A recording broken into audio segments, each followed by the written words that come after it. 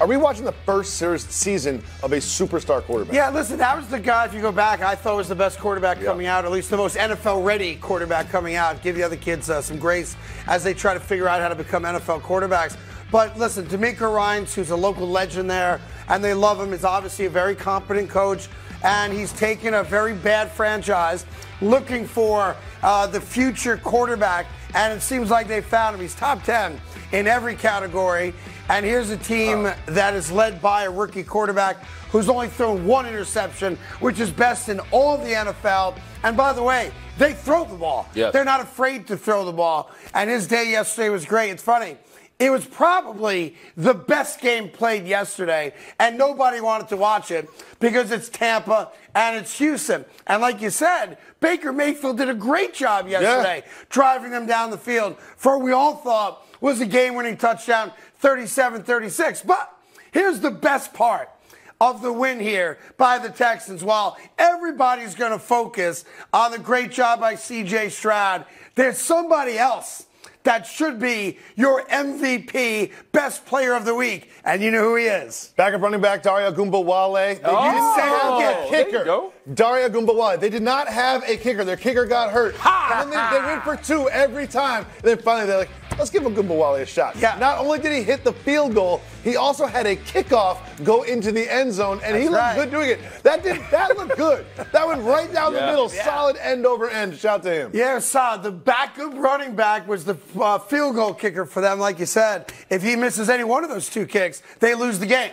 So good job by him. On top of that, this is to everybody, all the guys that's going into the draft, if you want to make a ball club, the more you can do, right? Because there's not a lot of spots. Sure. Well, your hidden talent will keep you on the team. So if you can run the ball and kick the ball, you're always going to have a spot on the team. It just shows sort of like the freedom in which they're playing, and you can do that without the pressure that's on you of like the Cowboys. Winning's also a byproduct, though. That's a byproduct of winning, is how I should say it. When you're winning, when your coach makes things fun, kind of like the antithesis to what we now learned about Josh McDaniels in Vegas with the meeting they apparently had last week, which we'll get more into maybe a little bit later on in the show. Winning is contagious, and it's fun. And when you know you have a rock star rookie as a quarterback who can make every throw, it also makes everyone's life a little bit easier. Yeah. And I was thinking about this. I know we got to move on to the second of football, but here's a rookie quarterback.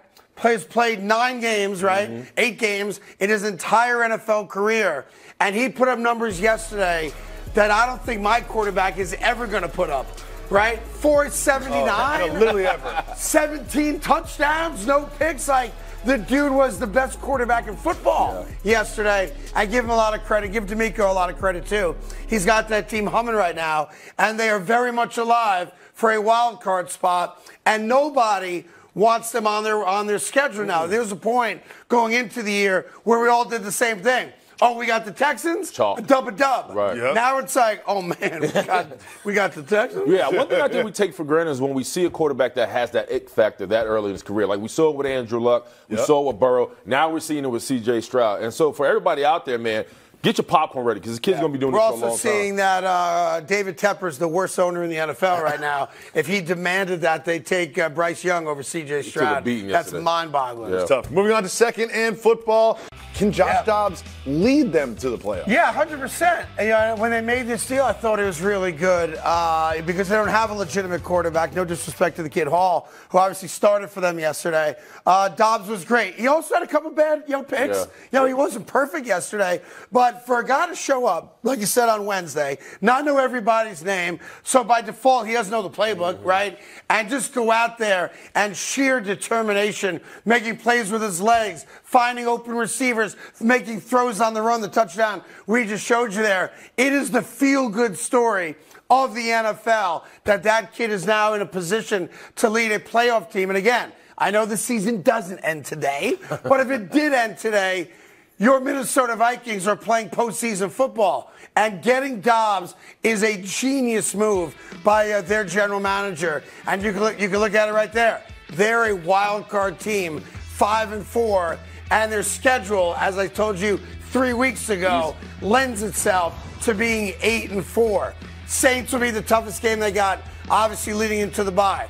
They're on the road against Denver. I know Denver beat Kansas City, but they're not very good. And then they have an easy W against the Chicago Bears. Now, Coming out of it, a little bit tougher with the Bengals and 2 games against the Detroit Lions.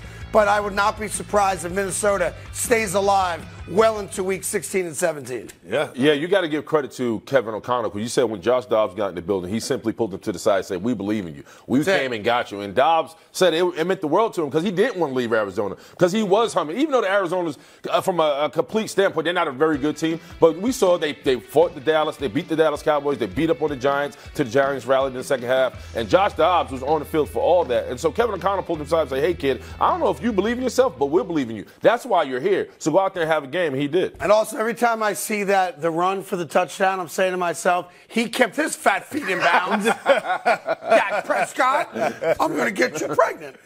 All right, moving on to third and football. Did they just reestablish themselves as AFC contenders, or are the Cardinals just that bad? No, to me, the Cardinals are that bad. They also don't have a quarterback, but you have a team with no quarterback playing against the best defense in football. No joke, Willie could have been the quarterback. Well, maybe not. I would have got 2 But Willie could have been the quarterback, and they would have won the game. It might have been 14-0, but they would have won the game. So I am not sold yet on the return of Deshaun Watson. We did discuss here on Friday last week while you were away that he was going to play. He did practice last week, and you have a chance to come back against a team you know you're better than.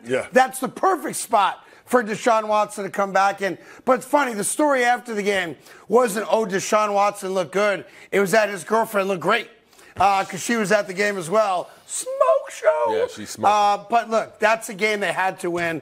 They did exactly what America thought they would do. They ultimately blew out a bad football team without a real quarterback. I love Browns fans. I've said it a million times.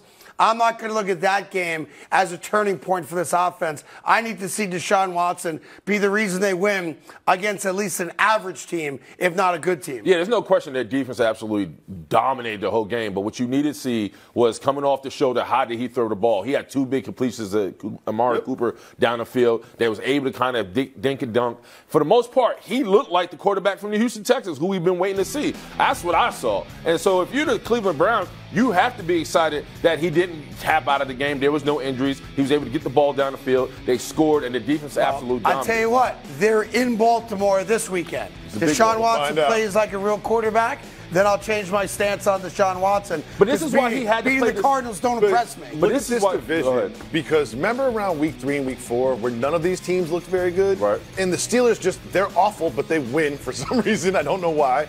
And the Browns are looking good again. The Bengals are all the way back. The Ravens look like the best team in football, if not the AFC. Like, this division is what we thought it was, and it just faltered out of the gate. Well, listen, next week's the week that if it goes according to plan, the Bengals get out of last place. Because the Baltimore Ravens should beat the Cleveland Browns, because I'm not sold on Deshaun Watson yet. It would be an upset if it goes the other way. And if Cincinnati keeps the train rolling, then they'll move up one little notch, because right now they're still in last place trying to find a way to get up. From some of the best teams in football to maybe the worst team in football, of course, I'm talking about the hometown New York Giants. Is it officially time for them to tank and to rebuild and move off of some of their stars? I mean, it's overtime. Like, they started tanking a couple weeks ago. You can't move anybody. The trade deadline's over. They had a chance to do that last week, and they chose not to. They put a guy in there with a chance to get hurt even worse because he couldn't protect himself. Because as you saw, when he started the drop back, the knee just gave out on him. Collapsed. And I know they x-rayed it, but you can't tell a tear in an x-ray. And they all believe he tore his ACL. Yeah. And he's done for the year. And Tommy DeVito now, their third-string quarterback who spent 3 years at Syracuse and 1 year at Illinois. He's obviously not a very good quarterback. He was 1 for 3 in the first half with 2 interceptions. And the offense stinks, and it's not going to get any better. The season is over, but there's nothing you can do about it. Like, you made your bed, now you got to lay in it. You know, you committed $81 million to Danny Jones over this year and next year, and now he's going to be out until at least, September, October of next year with what we all think is a torn ACL. Yeah. It's a bad team.